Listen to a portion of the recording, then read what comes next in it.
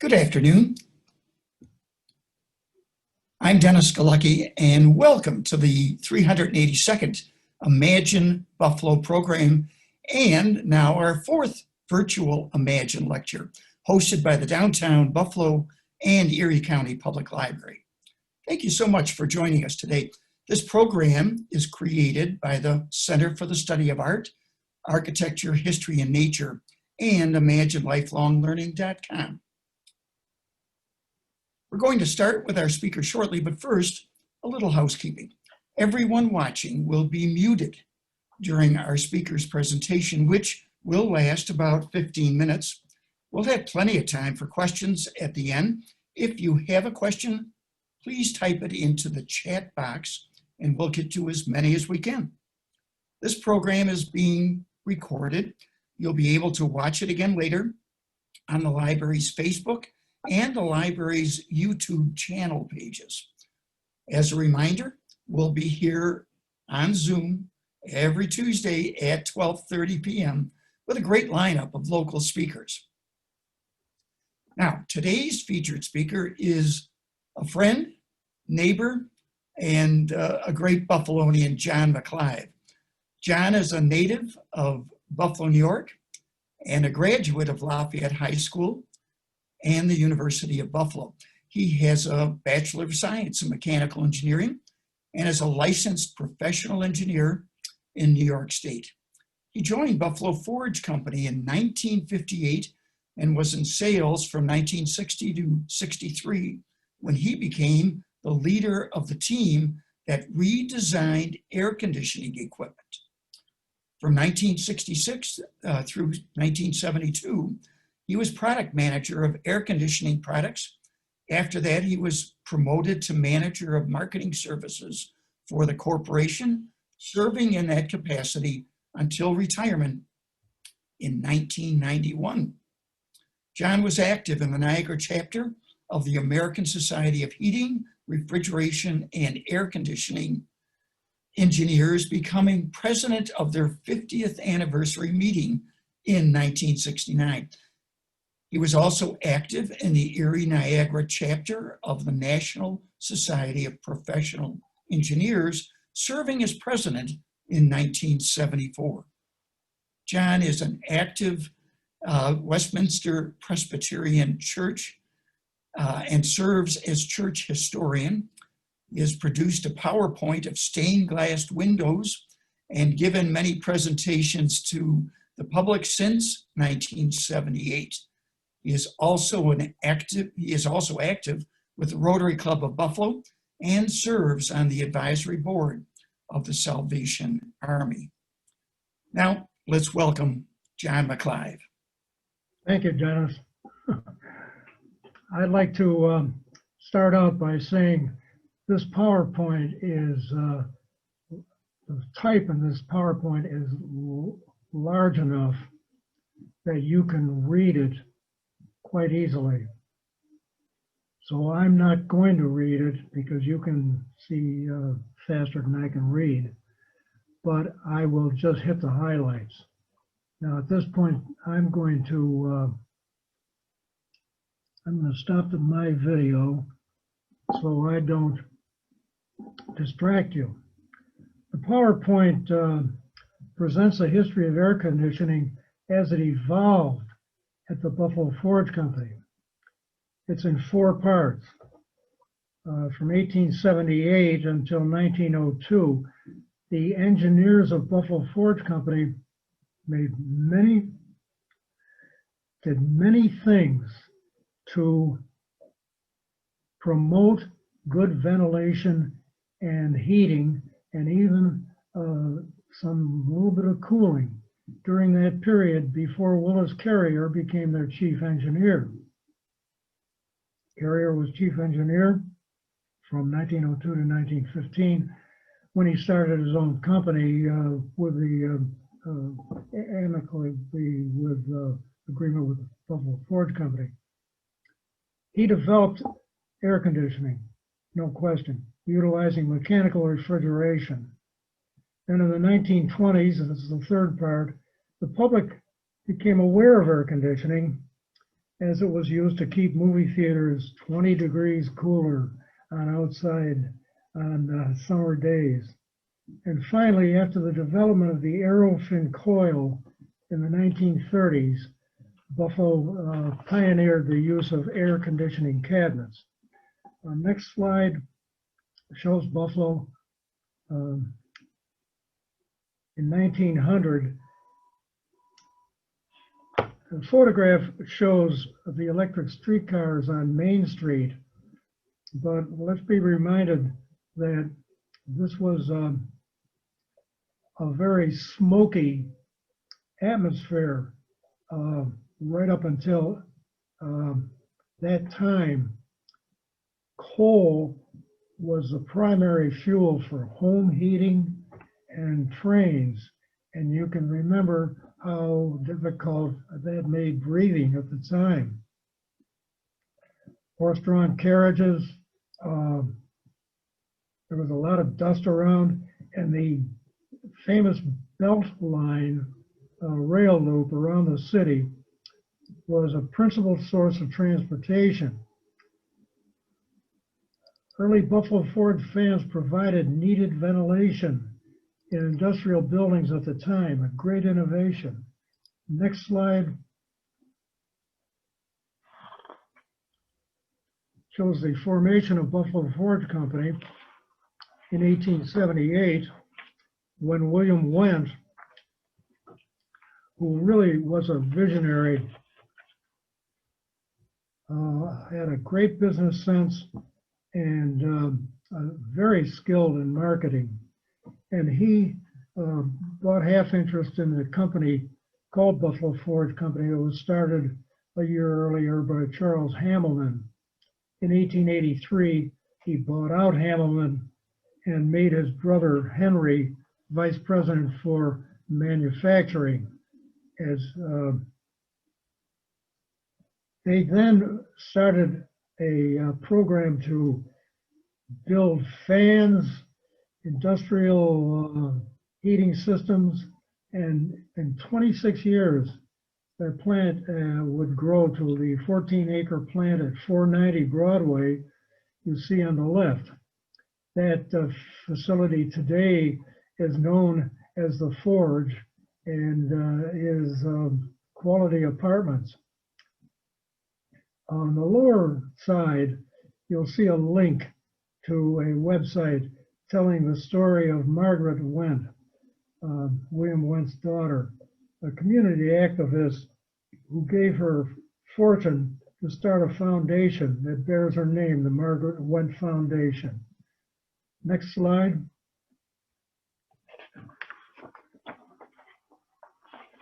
This was the Buffalo Forge.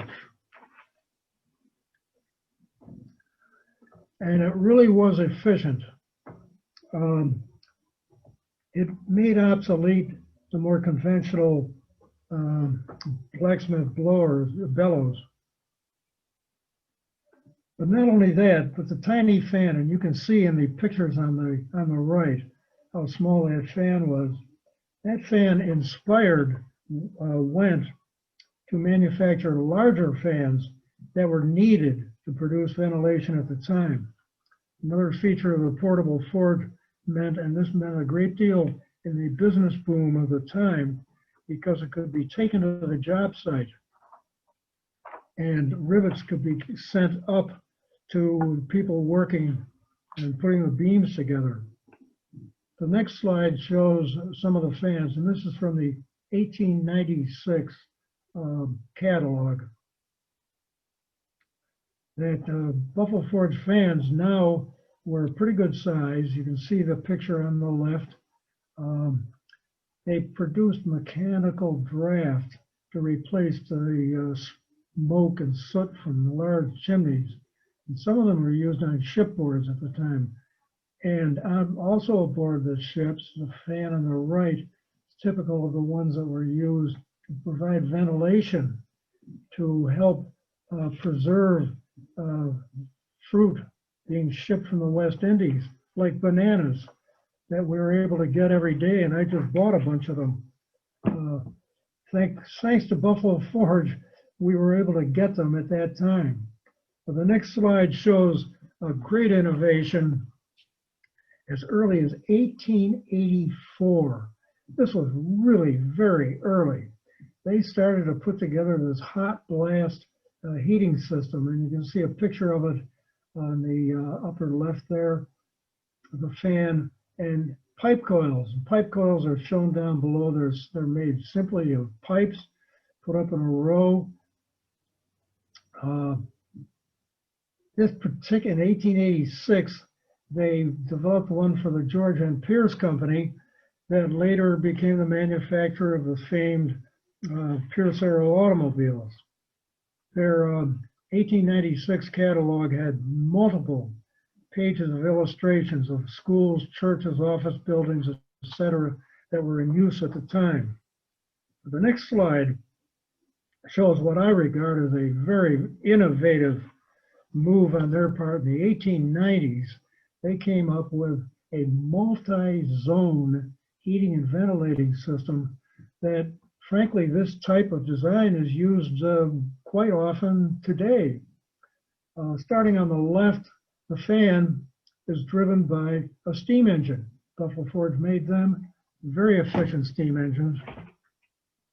And the air in the upper chamber can be blown across the pipe coil to heat air, or in the lower chamber, outside air can be brought in to cool air.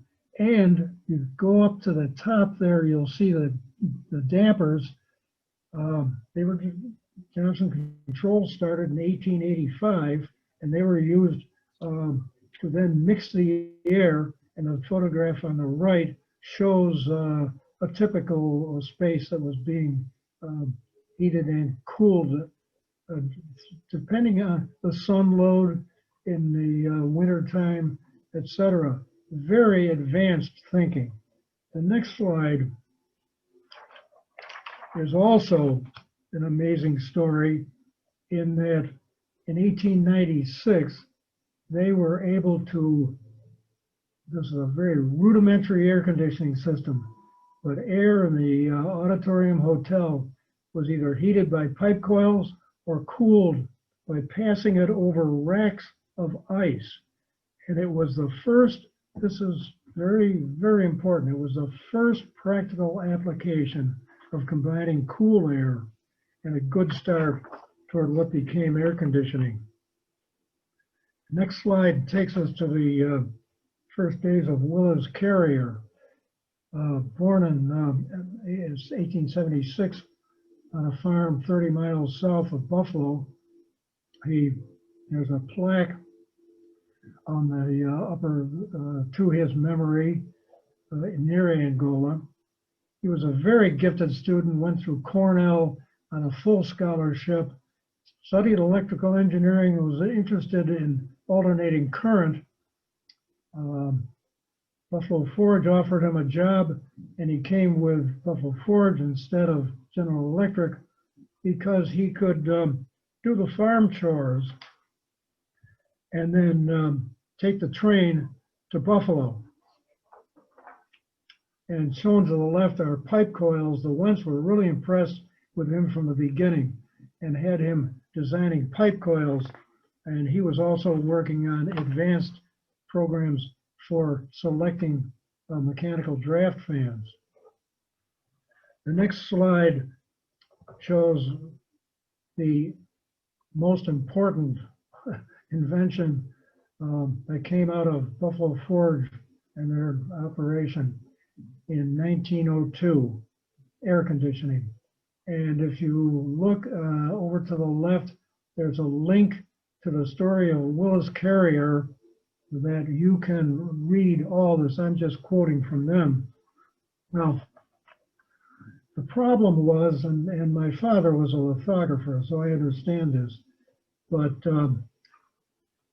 they would print in those days one color at a time and let the paper dry overnight. If it expanded or contracted, the next color that was laid down the next day would be out of register. And this wreaked havoc with the whole printing business at the time. Sackett Wilhelms hired Dr. Carrier to do this. The picture on the left shows him starting the engine that drove the world's first air conditioning system. And he developed a system of chilled water coils going through pipe coils to maintain a constant humidity of 55% throughout the year. Now you'll notice the ammonia compressor. Ammonia was a refrigerant used at the time. Freon was not available until the 1930s. And I want to also point out that at no time has Buffalo Forge ever made the refrigeration compressors. Carrier didn't start to make them until the 1920s. They were available at the time of because of early work done by air conditioning or refrigeration engineers in the 19th century.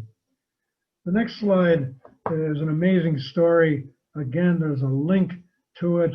I urge you to read this. It was an insight so counterintuitive that it still dazzles, and there are still people who have a hard time believing it. Carrier standing, this has happened. He was in a train station. It was below grade. He saw, it was a misty night. He saw the mist condensing on the surface, and he realized that if he could saturate air and control its temperature at saturation, he could get any amount of moisture he wanted. And he developed what became known as dew point control. And it really was, as he said, the greatest single factor in modern air conditioning. And in fact, it made Ripley's Do It or Not in 1939.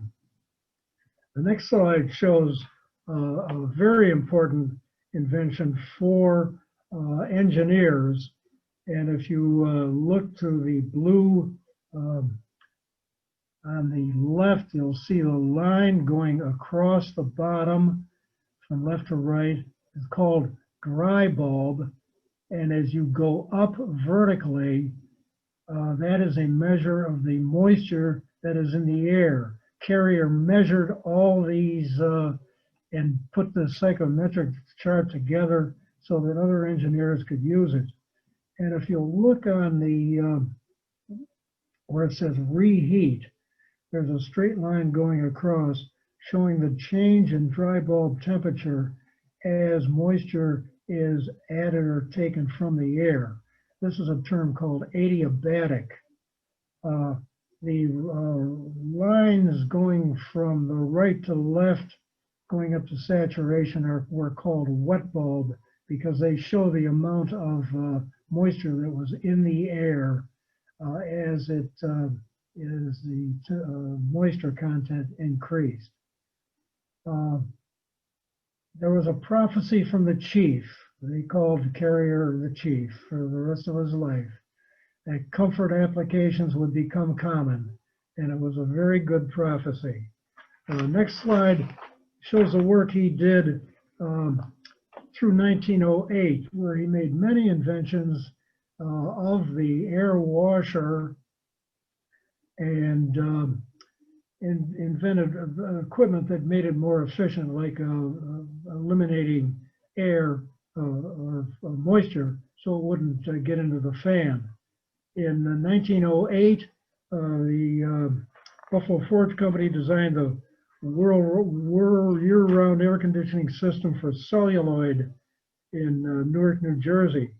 Refrigeration supplied by York was 125 tons capacity. The next slide shows the famous Frank Lloyd Wright building that actually used an air washer, but without refrigeration for adiabatic cooling of the dry bulb in the summer when humidity was low. This didn't work very well at all on high humidity days, but it did a good job on low humidity days in the summertime.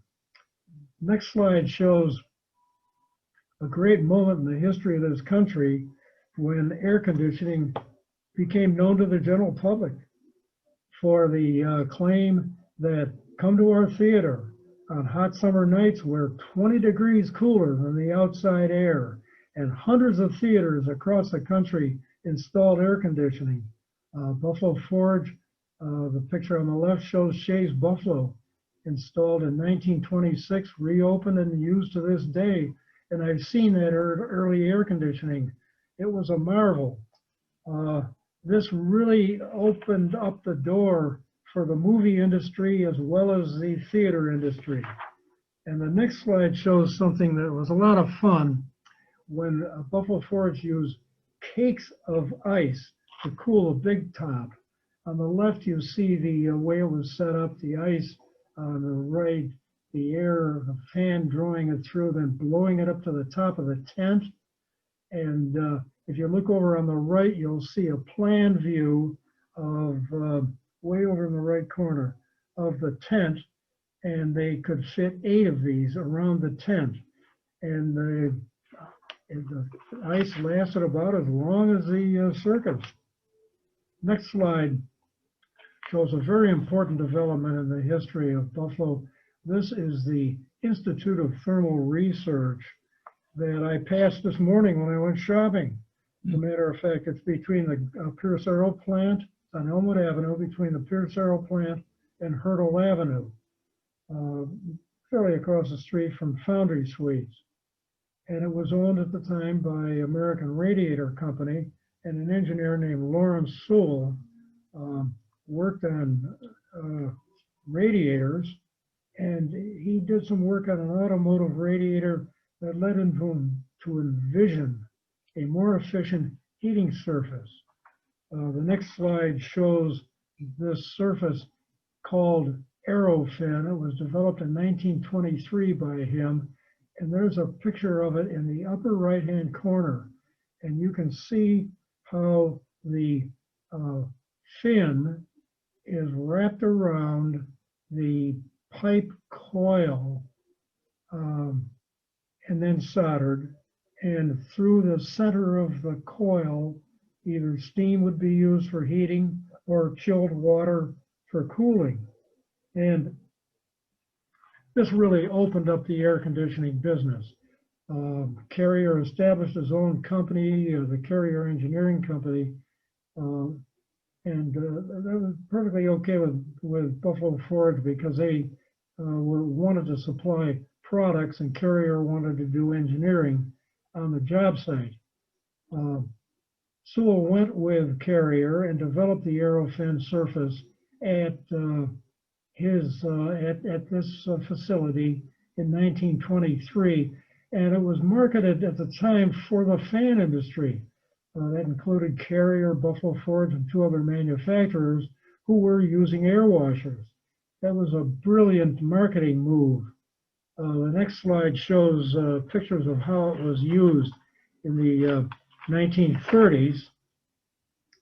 Air conditioning cabinets are made today, but I want to show you the one on the left shows a man sweating.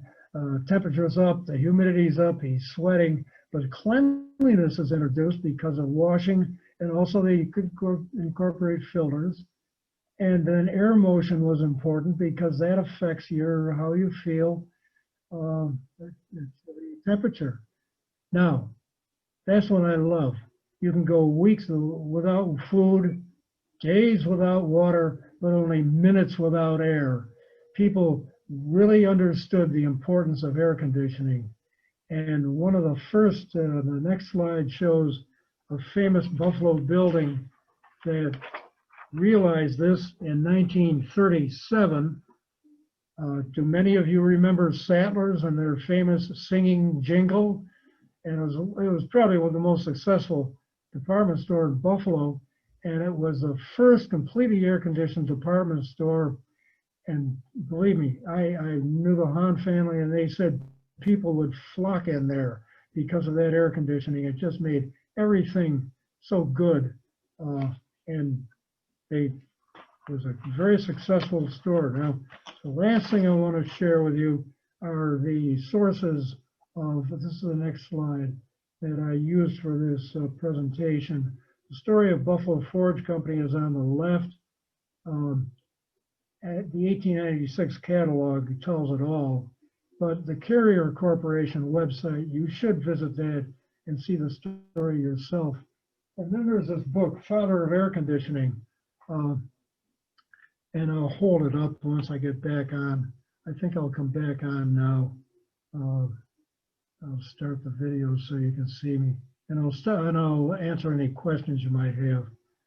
But I'll start out by holding up Buffalo, the Birthplace of Air Conditioning. This is it. And he has a 51-page summary of the history of refrigeration and air conditioning going back to Leonardo da Vinci and ending right now. An amazing story. Janet, it really is my applause to you for sharing that story with us. I'm so glad for this format because you've just put together a story that I'm not sure it's been archived before, but now it will be a part of this Imagine program at the Buffalo and Erie County Public Library site. So you bring a lot of Buffalo's history with you, John, and I look forward to figuring out more things you can talk about. Let me ask this question. We're in a time with COVID-19 where air circulation is of concern, not just to keep cool, but to be safe.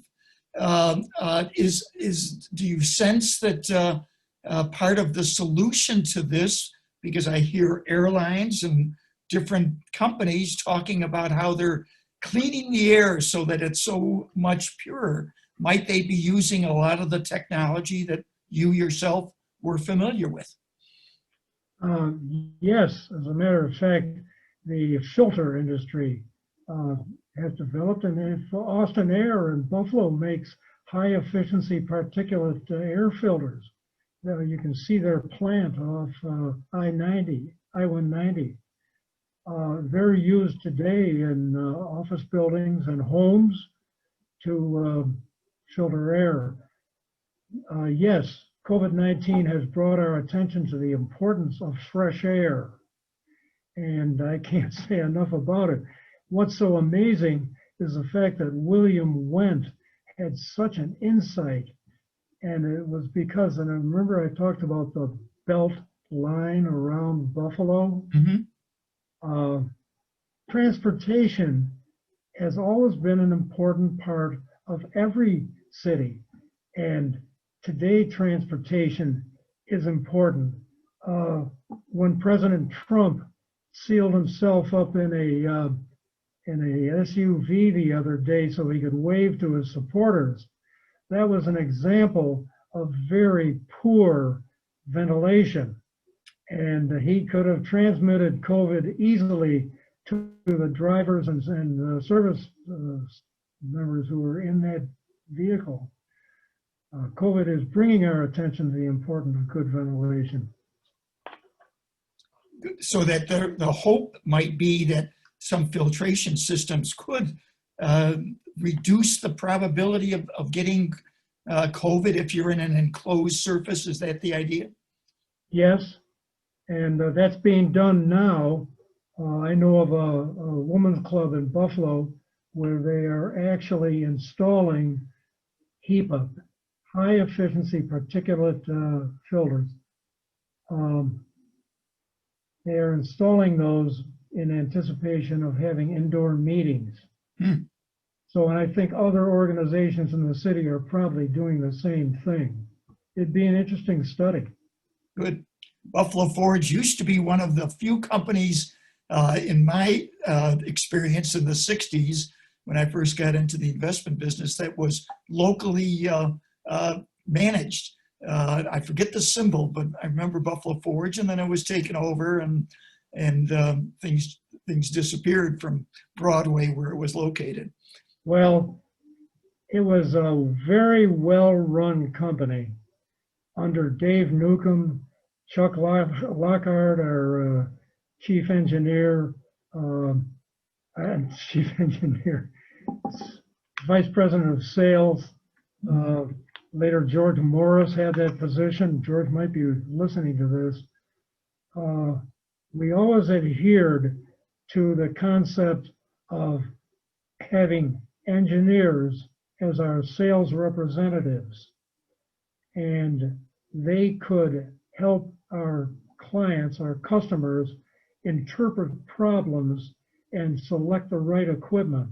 And it goes right back to the beginning of the company.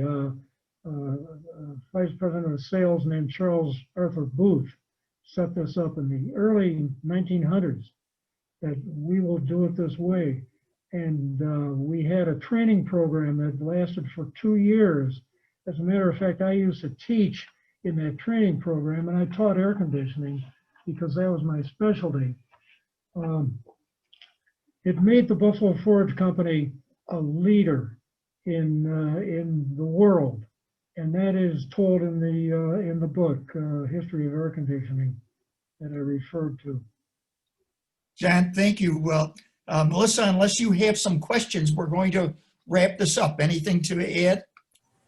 We do not have any questions. Good, good. Well, again, John, we've managed to archive, I think, a great part of Buffalo's history, and I can't thank you enough for putting this together, and with this with the Zoom technology, again, creating a visual archive, not just an audio. So, folks, thank you for joining us today. We do so appreciate this new format. Join us next week, same time, same Zoom link, 12:30 Tuesday, when we talk to John Montague and Paul Redding about the Longshed project at Canalside on the Central Wharf. If you've gone down to Canalside this summer, you saw a brand new, interesting, classic-looking building for the location. There's going to be a major community project that will be underway shortly, and we'll hear all about it next Tuesday. So I'm Dennis Galucki. Have a good afternoon and continued good health. Good day.